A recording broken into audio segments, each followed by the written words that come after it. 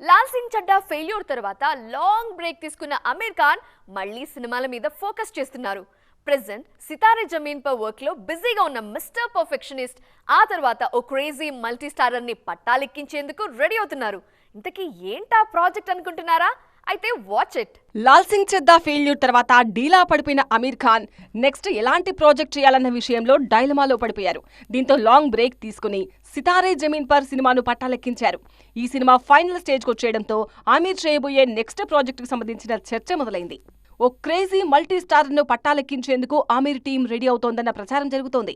30 ఏళ్ల క్రితం అందాజ్ అప్నా అప్నా సినిమాలో సల్మాన్ ఖాన్తో కలిసి నటించారు ఆమీర్. ఆ తర్వాత ఈ కాంబో మళ్లీ రిపీట్ కాలేదు. ఇన్నేళ్ల తర్వాత మరోసారి క్రేజీ కాంబోనే తెర మీదకు తీసుకొచ్చే ఆలోచనలో ఉన్నారట మేకర్స్.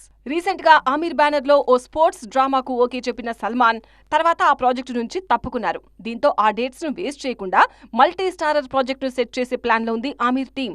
మరి ఈ ప్రాజెక్ట్ అయినా వర్కౌట్ అవుతుందేమో చూడాలి.